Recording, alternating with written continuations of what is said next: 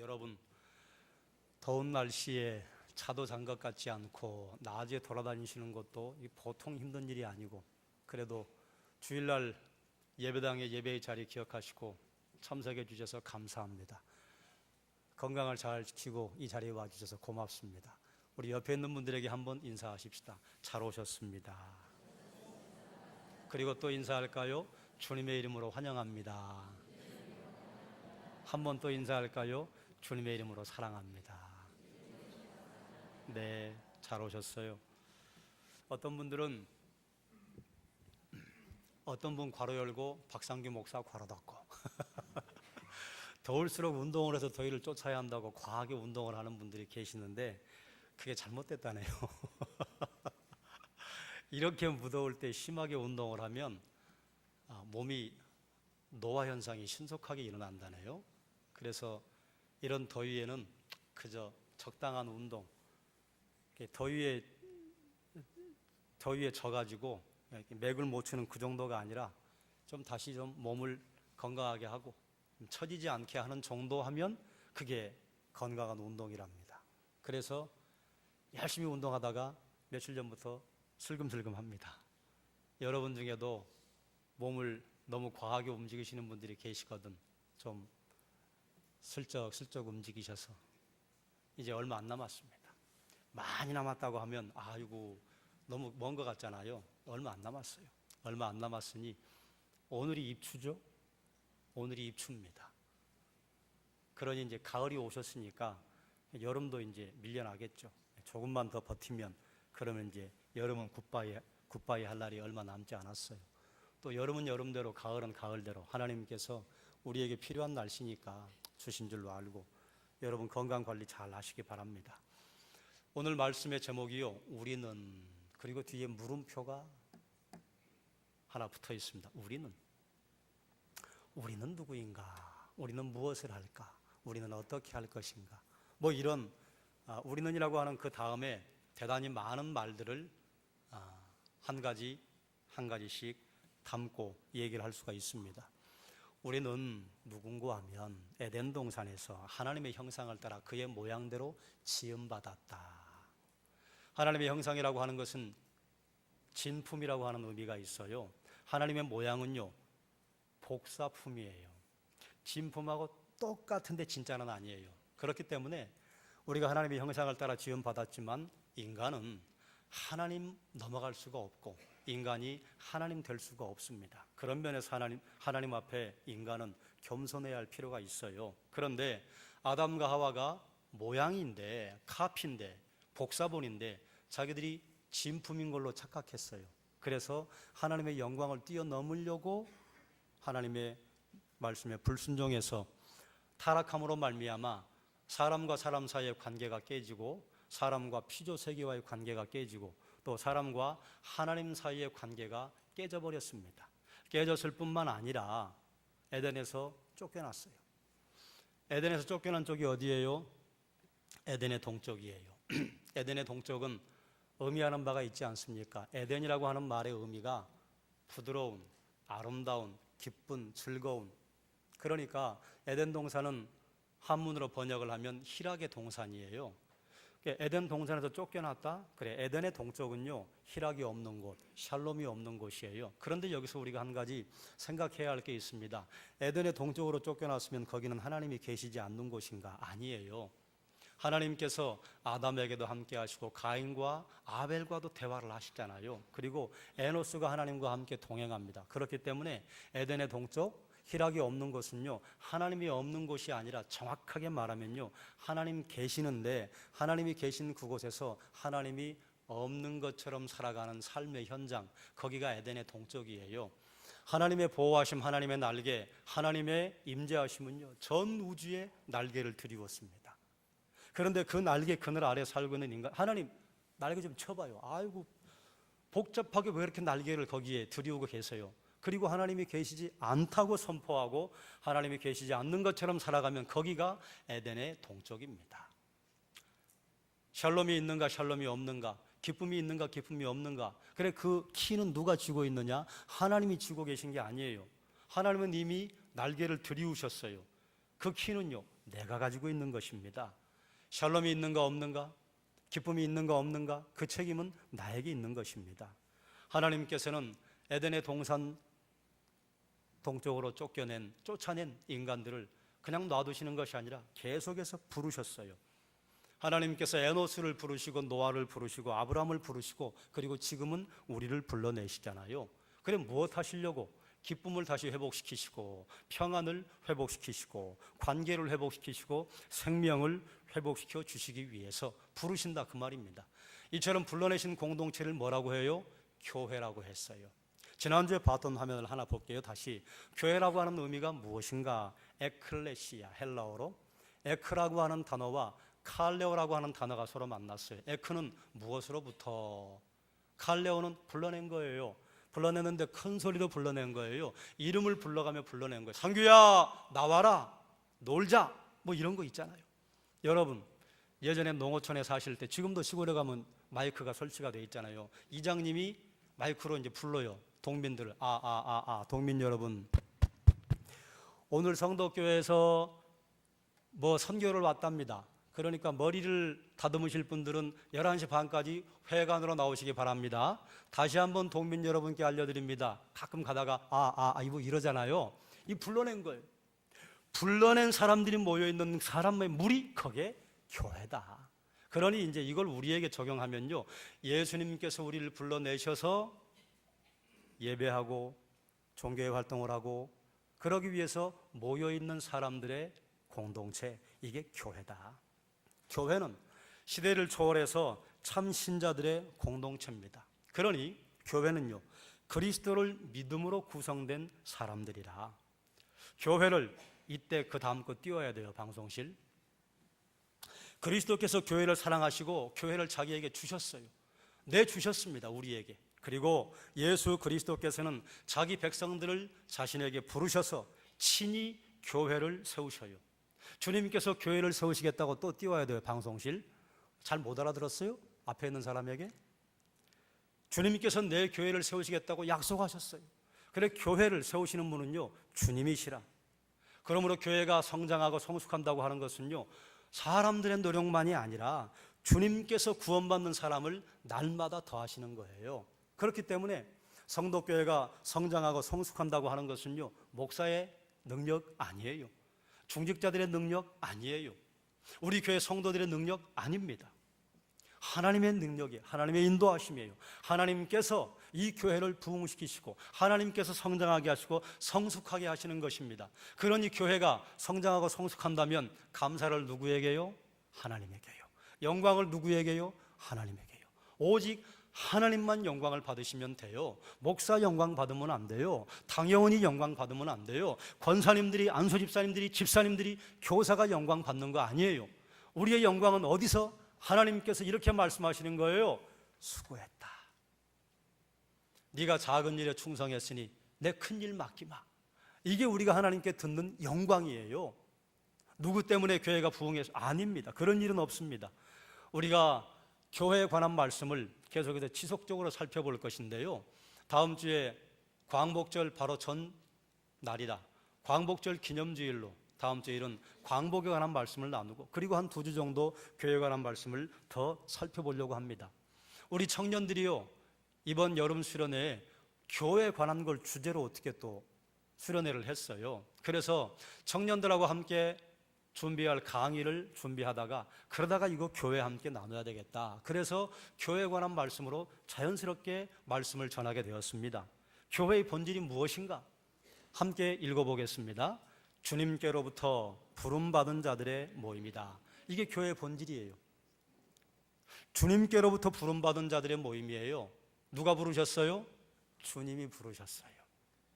그러니까 누가 주인이세요? 주님이 주인이세요. 주님이 부르지 않은 무리들이요, 교회 아닙니다.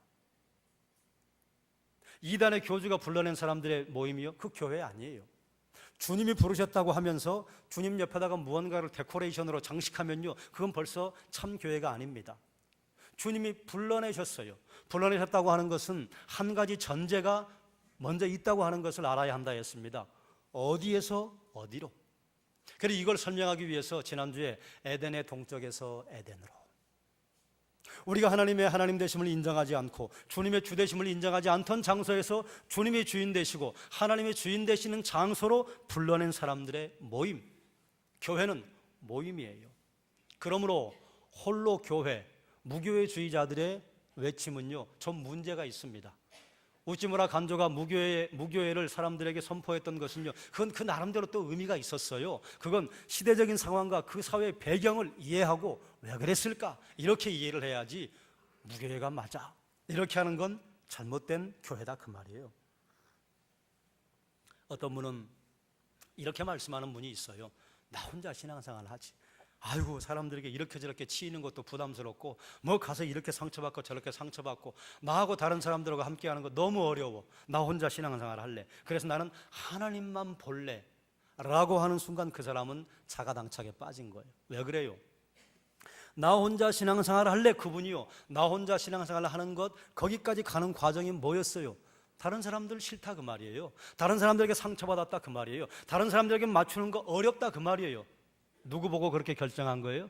사람 보고 그렇게 결정한 거예요. 그래서 결국은 하나님 앞에 혼자 서겠다 이렇게 말하는 순간 그분은 하나님만 보는 사람이 아니에요. 다른 사람들을 봤던 눈을 거두겠다 그 말입니다. 여러분, 자녀가 넷이 있는 어떤 어머님이 자녀 중에 세 자녀는 몹시 뛰어나고 한 자녀가 좀 객관적으로 봐도 조금 못하다, 이런 자녀가 있을 때 있잖아요. 그런데 잘난 세 자녀들이 똘똘 뭉쳐서 엄마, 우리는 이렇게 잘나게 만들어줘 참 감사해요. 그런데 쟤는 왜 저렇게 만들어주셨어요? 그러니까 우리 쟤 왕따시키고 우리 셋이 최선을 다해 엄마에게 효도할게요. 그럼 엄마가 아이고 어쩌면 그렇게 너희는 지혜롭니, 그렇게 해주기 바란다 이렇게 말합니까? 엄마의 마음은 찢어지잖아요. 나는 잘났고 나는 하나님과 깊은 교제를 나눌 수 있으니까, 아니 하나님 다른 사람들 제쳐놓고요, 저는 하나님과만 깊은 교제를 나누며 살게요. 그럼 하나님이 너 참 잘났다, 너 참 팔뚝 굵다 그렇게 말씀하실까요? 아니, 하나님 마음이 아프시다 그 말이에요. 교회는 모임이에요. 혼자 하는 게 아닙니다. 어떤 사람이 그렇게 말하는 사람들이 있어요.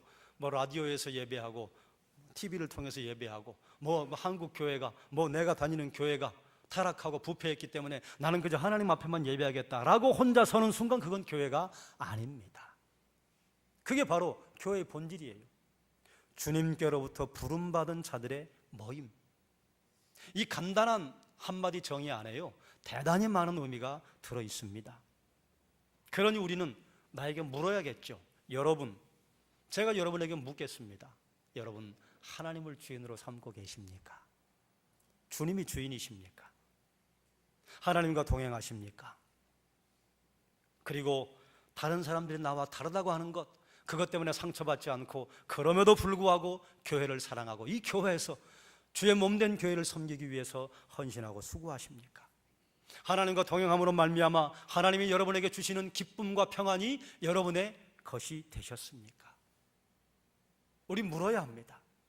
그게 바로 나는 매일 날마다 나는 죽노라고 하는 사도 바울의 고백이고요. 이것을 종교 개혁을 할 때 개혁주의자들은 이렇게 바꿨어요. 하나님의 교회는, 개혁교회는 날마다 개혁됩니다. 날마다 물어야 하는 거예요. 날마다 나를 죽여야 하는 거예요. 그래야 날마다 새롭게 되는 것입니다.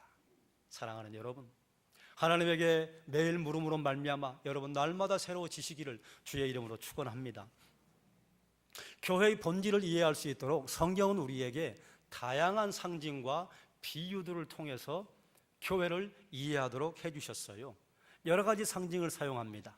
그 중에 주님께서 대표적으로 우리에게 하신 말씀이요, 요한복음 15장에 있는 말씀이에요. 따라하십시다. 나는 포도나무요, 너는 가지라. 우리는 가지예요. 만약에 가지가 줄기에 떨어지면 어떻게 해요? 죽어요. 그러니 우리는 주님에게 뿌리를 내리고 있어야 합니다. 주님에게 뿌리를 내리고 살아간다고 하는 게 뭘까요? 그건요, 주의 말씀을 따라 지키는 것입니다. 내가 아버지를 사랑해서 아버지의 말씀을 지키는 것처럼 너희가 나를 사랑하면 내 계명을 지킬 것이다. 주의 말씀대로 살아가는 사람이요, 예수 그리스도에게 뿌리를 내리고 그분에게 접붙임 바 되어서 건강하게 열매를 맺는 사람이에요. 그때 오직 주도권은 누구에게 있습니까? 주님에게 있습니다. 주인은 누구세요? 주님이세요.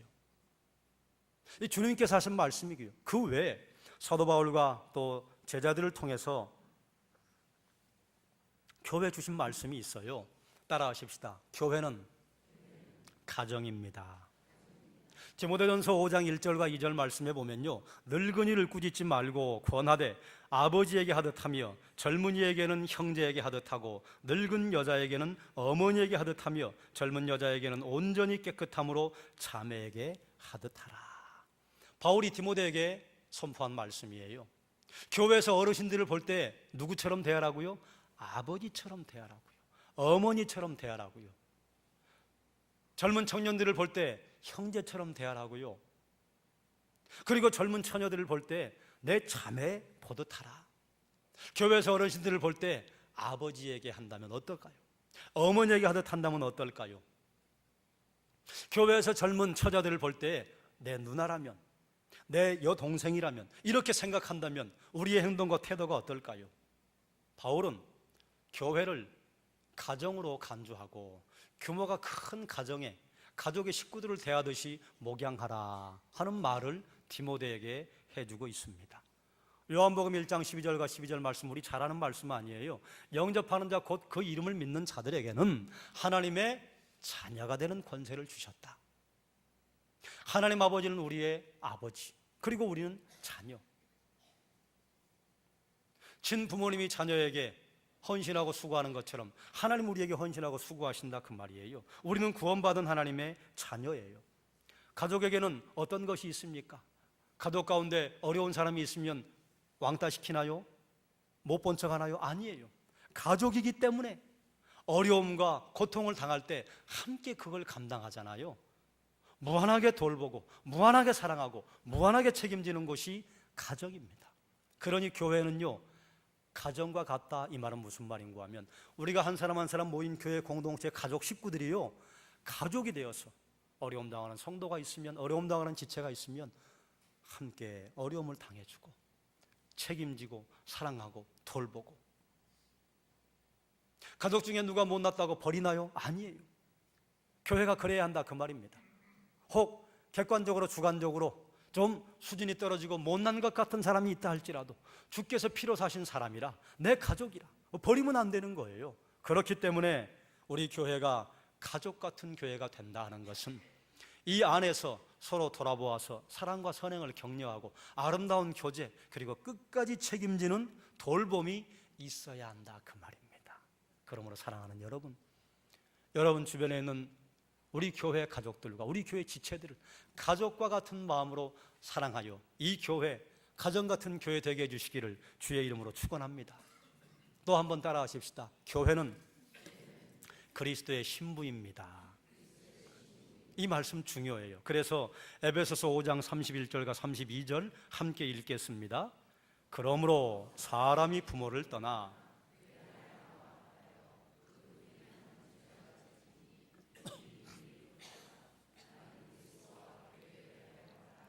아멘.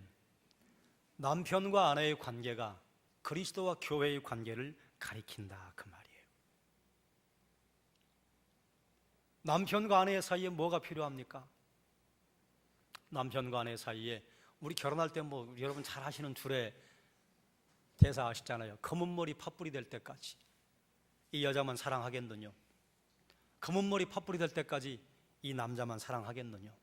우리가 결혼한다고 하는 것은 결혼을 해서 이 남자와 이 여자가 함께 만나, 혹 다른 남자가 내 눈에 들어와도 고개를 돌리겠습니다. 다른 여자가 내 눈에 들어와도 내 아내에게만 고개를 돌리겠습니다. 이 서약이 결혼 서약 아니에요? 그런데 다른 남자가 내 눈에 들어왔다고 잠깐만 나 좀 집 나갔다 올게. 그러면 어떻게 돼요? 그건 결혼 관계가 깨지는 것이죠. 그리스도와 우리가 그리스도의 신부다, 남편과 신부다, 신랑과 신부다, 이것은요 하나님과 우리 사이에도, 그리스도와 우리 사이에도 정절이 필요하고 거룩이 필요하고 순결이 필요하다, 그 말입니다. 바울은 그래서 이렇게 말해요. 고린도후서 11장 2절에요. 내가 열심으로 너희를 위하여 열심을 내노니 내가 너희를 정결한 처녀로 한 남편인 그리스도께 드리려고 중매함이로다.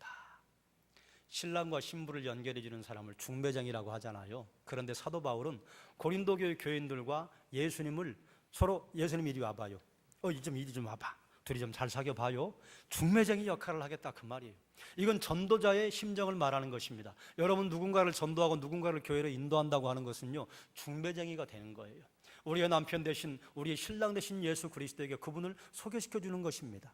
그렇다고 한다면 교회는요, 그리스도의 신부이기 때문에 교회에 필요한 것은요, 순결과 거룩이에요.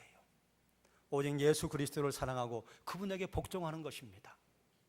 우리가 신앙생활을 하다가 다른 신이 눈에 들어와요. 돈이 눈에 들어오고 자녀가 눈에 들어오고 건강이 눈에 들어오고 명예가 들어와요. 그럴 때 아니에요, 내 주인은 주님이세요. 그리고 주님에게 다시 초점을 맞추는 거예요. 그래서 예수 그리스도를 표대로 삼고 그분을 바라보고 달려가는 믿음의 경주를 쉬지 않는 것, 이것이 교회라. 그러니 사랑하는 여러분, 우린 또 물어야죠. 나는 그리스도의 신부로 살아가고 있는가? 여러분, 오직 그리스도를 향하여서 여러분의 정결과 거룩과 순결을 지키십니까? 오직 예수 그리스도를 주인으로 삼고 그 이외에 그 어떤 것도 사랑의 대상으로 삼지 않기로 결정하십니까? 그게 그리스도의 신부라는 거예요. 그러므로 사랑하는 여러분, 우리 성도교회가 그리스도의 신부로서 거룩과 정죄를 지키고 주님을 사랑하고 오직 주님만 따라가고 주님에게만 복종하는 교회 되게 해주시기를 주의 이름으로 축원합니다. 또 교회는 어떤 곳인가? 따라하십시다. 교회는 하나님의 집입니다. 그리스도께서는 하나님의 집을 맡은 아들로서 그와 같이 하셨으니 우리가 소망의 확신과 자랑을 끝까지 굳게 잡고 있으면 우리는 그의 집이라. 하나님의 집이래요. 하나님의 건축자세요. 그리고 예수 그리스도는 그 집을 짓는데 모퉁이 돌로 자리하셔요. 우리는 모퉁이 돌의 개념이 이렇게 잘 와닿지 않아요. 그런데 돌로 집을 지으면요, 맨 처음에 모퉁이 돌을 큼직한 걸 하나 딱 세웁니다. 그리고 거기에 기대서 돌을 계속 쌓아나가는 거예요. 모퉁이 돌이 자리를 잡아야 그 집의 크기를 어떻게 할 건지, 방향을 어떻게 잡을 건지가 결정됩니다. 모퉁이 돌 빼버리면요, 그 집 무너집니다. 모퉁이 돌이 없으면요, 기준을 잡을 수가 없습니다. 예수가 모퉁이 돌이시고, 그리고 우리에게 이런 말씀하시잖아요. 너희는 선지자들과 사도들의 터 위에 지으심 받았다. 선지자들과 사도들의 터 위에 우리를 지어주셨어요. 그래서 우리는 집으로 지어져 가는 것입니다. 그런데 선지자들과 사도들의 터 위에 지음받았다고 하는 게 뭐예요? 선지자들과 사도들의 터는요, 선지자를 통해서 주신 말씀, 사도들을 통해 주신 말씀, 이게 구약과 신약, 하나님의 말씀 아닙니까? 우리가 하나님의 집으로 지어져 가는 것은요, 하나님의 말씀의 토대 위에 지어져 가는 것이에요. 하나님의 집 대표적인 게 무엇입니까? 성전이잖아요. 하나님의 성전이 성전인 것은 무엇 때문에 그렇습니까? 거기에 지성소가 있기 때문이에요. 지성소가 지성소다운 것은 무엇 때문이에요? 덩그러니 법궤 하나 놓여 있는데 그것 때문에 거기가 지성소가 아니고, 그것 때문에 하나님의 거룩한 장소가 된 게 아니에요. 그곳에 양의 피를 뿌리면 하나님께서 이스라엘 백성들의 죄를 보지 않으시고 죄를 용서하시고 그 법궤 뚜껑 위에 하나님의 은혜가 베풀어지는 거예요. 용서의 은혜. 그래서 시은좌, 시은소라고 하잖아요. 거기에 하나님의 임재가 나타나는 거예요. 그래서 지성소예요. 그러므로 하나님의 집이라고 하는 것의 중요한 특징은 뭔가 하면 하나님의 임재입니다. 교회 하나님의 임재가 드러나야 합니다. 여러분의 개인의 생에 하나님의 임재가 드러나야 합니다. 하나님의 임재가요, 하나님의 책임이에요? 아니에요. 아까 했던 말씀이 또다시 반복되는데요, 하나님의 임재는요, 전 우주에 펼쳐져 있습니다. 그런데 그 하나님의 임재를요, 사람이 부인하는 거예요. 하나님, 날개 좀 쳐봐요. 언제 하나님이 우리를 사랑하셨다고? 하나님 왜 그렇게 시시콜콜하게 우리에게 다가오려고 하셔요? 이게 말라기의 이스라엘 백성들이 하나님에게 이죽거렸던 내용 아닙니까? 그런데 지금 이 시대도 그러고 있어요. 하나님 계신 거예요? 하나님 날개 좀 쳐봐요. 뭘 그렇게 복잡하게 인간의 삶에 들어오려고 하세요? 수많은 불신자들이, 수많은 진화론자들이 하나님에게 이렇게 말하고 있지 않습니까? 어디 그것뿐인가요? 하나님을 믿는 성도들도 하나님의 임재를 갖고 살아가는 성도임에도 불구하고 하나님의 임재 없이 살아가는 사람이 있잖아요. 이걸 뭘로 설명할까요? 성령이 우리에게 임하셨는데 성령 충만하지 않아요. 언제 성령 충만하지 않습니까? 우리가 죄를 덥석 붙잡으면요, 죄의 유혹에 넘어지면요, 성령의 충만이 쏟아져요. 그럼 성령 충만하려면 어떻게 하면 돼요? 우리 죄를 고백하면 되잖아요. 하나님, 제가 또 넘어졌네요. 제가 또 죄졌네요. 용서해 주세요. 그리고 하나님, 성령 충만하라고 명령하셨죠? 제게 성령 충만하게 해주십시오.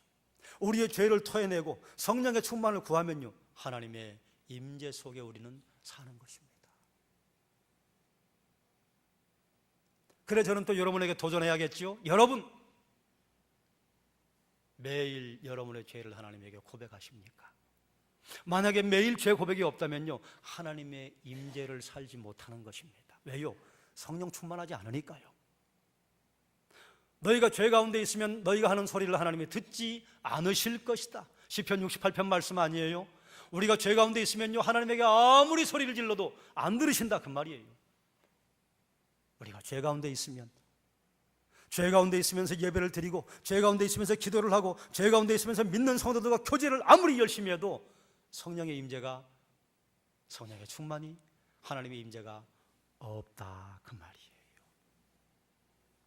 그러므로 사랑하는 여러분, 예배에 참석한 여러분들이, 우리 성도교회가 하나님의 임재하심, 하나님 앞에 죄의 고백, 그래서 성령의 충만이 날마다 가득 차게 해주시기를 주의 이름으로 축원합니다.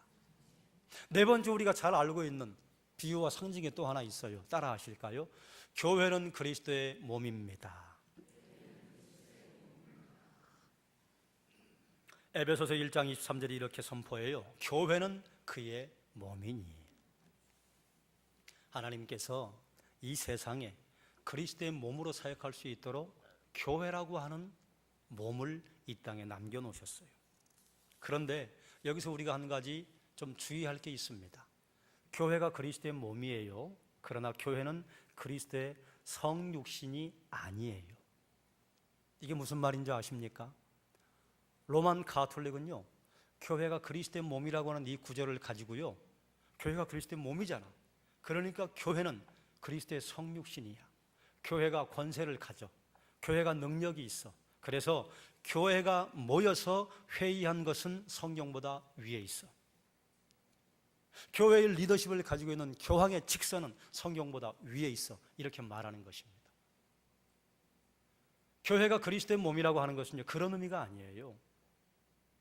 교회는요, 그리스도의 몸인 게 맞아요. 그러나 교회는 그리스도의 성육신 그 자체는 아니에요. 왜요? 그리스도께서는 육체로 이 땅에 오셔서 육체로 죽으셨다가 육체로 부활하셔서 육체로 하늘에 오르시고, 지금은요, 하늘에서 성육신하신 그리스도께서 보좌 우편에 계셔서 만물을 다스리고 계세요. 보좌 우편에 계세요. 이 땅에 성육신하지 않으셨어요. 이 땅에 성령의 모습으로 성도들의 심령에 임재해 계시는 것이지, 교회가 그리스도의 거룩한 몸이 아니라 그 말입니다. 그러므로 교회는요, 우리가 그리스도의 몸이라고 하는 것은 우리가 그리스도를 섬기고 예배해야 하는 공동체, 그러나 그리스도의 실제 모습은 아니라 그 말이에요. 에베소서 4장 15절과 16절 말씀, 제가 15절을 읽겠습니다. 여러분이 16절을 읽어주시기 바랍니다. 오직 사랑 안에서 참된 것을 하여 범사에 그에게까지 자랄지라. 그는 머리니 곧 그리스도라.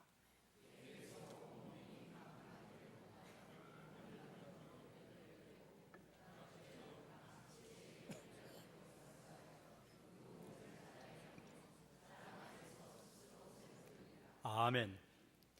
교회가 그리스도의 몸이다, 또 그리스도가 교회의 머리이시다, 이 말씀은 어떤 의미인가 하면 그리스도가 교회의 머리이시다. 그래서 우리 몸이 머리의 통제를 따르고 머리가 우리 몸을 전체적으로 주관해 가는 것처럼 교회를 주관하신다. 성도는 그리스도의 통치를 받는다. 성도는 그리스도를 머리로 모신다. 이런 면에서 몸이라고 하는 것이지, 교회가 거룩한 하나님의 실제 모습, 이런 말은 아니다, 그 말입니다. 또 몸이라고 하는 것은, 우리 사람의 몸을 사도 바울이 우리에게 굳이 예로 든 것은 서로 긴밀하게 연결되었다, 그 말이에요. 교회 공동체 식구들이 함께 교회에서 신앙생활을 하면 누가 아프면요, 옆에 있는 분이 같이 아파하잖아요. 누가 어려움을 당하면 옆에 있는 분이 같이 어려움 당한 것처럼 아파하잖아요. 여러분, 이게 우리 몸이에요. 그래서 몸이, 눈이 최고로 귀하니까 아이고 손과 발은 너희들은 뭐하러 있는 거니? 그만 집 나가라, 이렇게 말할 수 없다 그 말이에요. 눈도 귀하고 손도 귀하고 발도 귀하고.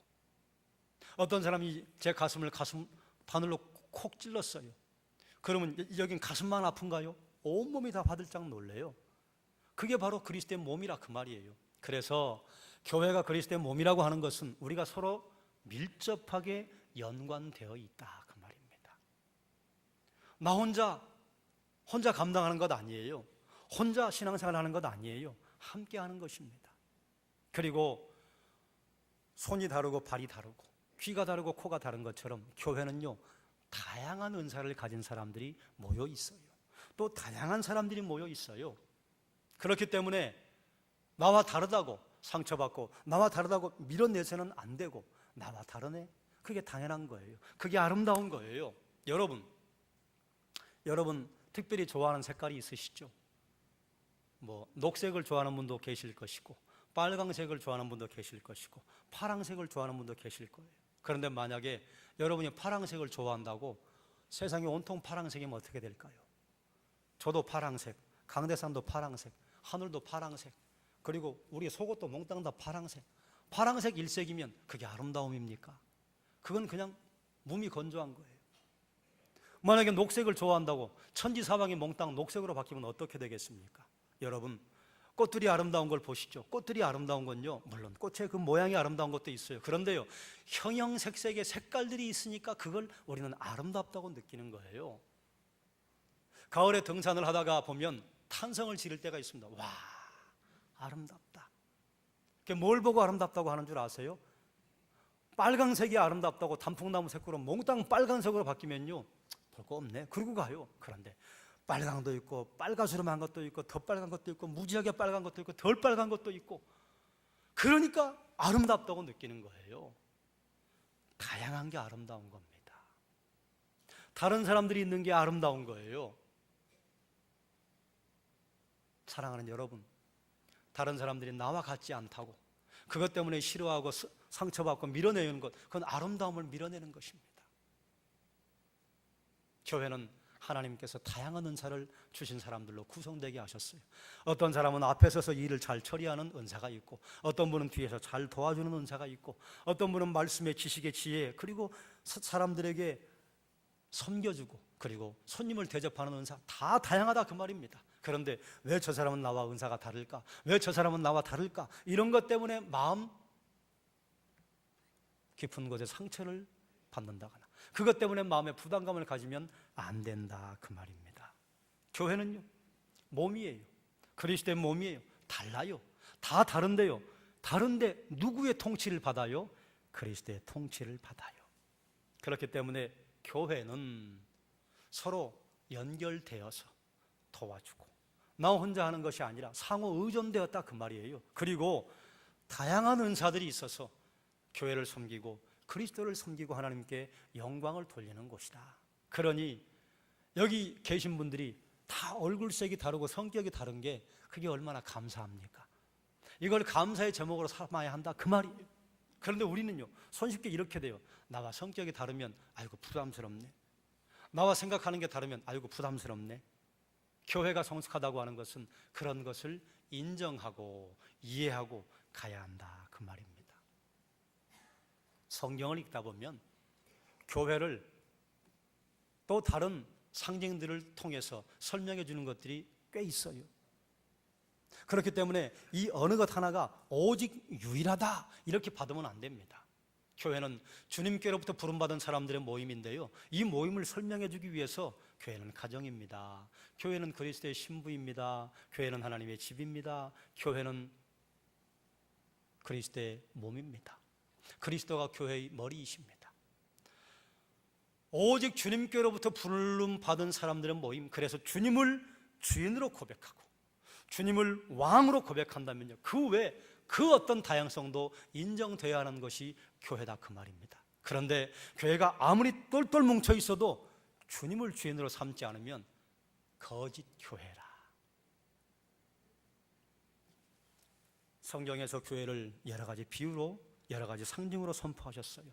가정이라, 신부라, 하나님의 집이라, 그리스도의 몸이라. 그러므로 교회는요, 가정과 같이 사랑과 돌봄이 있어야 하고, 그리스도의 신부이기 때문에 거룩하고 순결하고 정결해야 하고, 하나님의 집이기 때문에 하나님의 임재, 하나님의 임재는 성령의 충만함으로, 그러므로 매일 우리의 죄악을 하나님께 고백하는, 매일 나는 날마다 죽노라 하는 고백이 있어야 합니다. 교회는 그리스도의 몸이라. 우리는 서로 상호 연결되어 있습니다. 그리고 서로 다르다고 하는 것을 부담스럽게 여기지 않고, 다르기 때문에 하나님 감사하네요. 제가 못하는 것을 저분이 해주시네요. 제가 못하는 것을 저분이 해주시네요 하는 마음들이 교회에 가득 찰 때 이 교회가 아름다운 교회 된다, 그 말이에요. 올해 우리 교회 표가요, 그리스도의 장성한 분량까지입니다. 교회가 가정인 걸 인정하고, 그리스도의 신부인 걸 인정하고, 하나님의 집이고 그리스도의 몸인 걸 인정하면요, 그러면 그리스도의 장성한 분량까지 자라갈 수 있습니다. 그리스도의 장성한 분량까지 자라가는데요, 그 안에 몽땅 하나님이 주시는 형통만 있다고 생각하시면 안 됩니다. 여러분, 여기 계신 분들이 거의 대개 어르신들이잖아요. 여러분, 지금까지 여러분이 지나오실 때 그저 평탄대로 고속도로만 뚫려 있었습니까? 때로는 계곡도 건너오시고, 때로는 구덩이에도 빠져보시고, 그러면서 어른이 되시잖아요.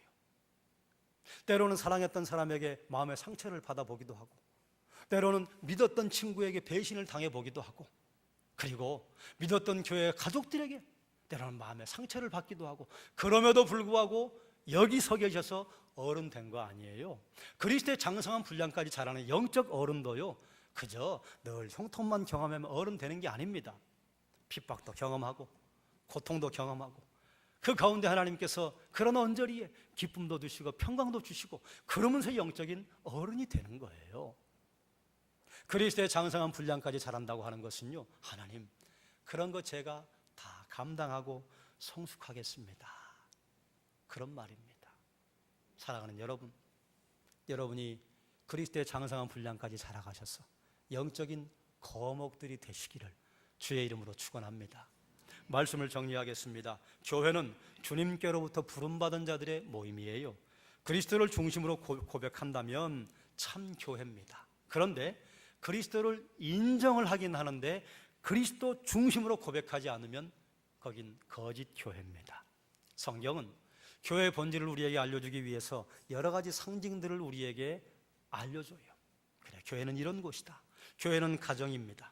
그렇기 때문에 교회는 사랑과 돌봄과 교제가 충만하게 이루어져야 하는 곳입니다. 교회는 그리스도의 신부라. 그렇기 때문에 교회는 순결과 거룩과 예수 그리스도를 사랑하고 복종해야 합니다. 교회는 하나님의 집이라. 그렇기 때문에 교회는 하나님의 임재가 충만한 곳이에요. 하나님의 임재는요, 내가 죄를 고백함으로 성령 충만한 하나님께 간구할 때 지속적으로 일어나는 것입니다. 교회는 그리스도의 몸이에요.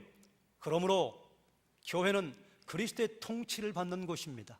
그리스도 이외에 그 어떤 이단 교주가 그들의 통치와 그들의 가르침을 슬그머니 집어넣으면요, 아무리 예수를 인정한다고 해도 거짓 교회입니다. 참교회 아니에요. 교회는 그리스도의 몸이라 했어요. 그렇기 때문에 서로 돌아보아 사랑하고 선행을 격려하고 각자 다양한 것을 인정하는 곳, 이것이 교회라. 이런 다양한 것들을 인정하고 깨닫고 알아갈 때에 교회는 그리스도의 장성한 분량까지 자라가는 것입니다. 우리 옆에 있는 분들에게 한번 축복을 선포하십시다. 그리스도까지 자라가시기 바랍니다. 또 반대편에 있는 분에게 선포하십시다. 그리스도의 장성한 분량까지 자라가시기를 주의 이름으로 축원합니다.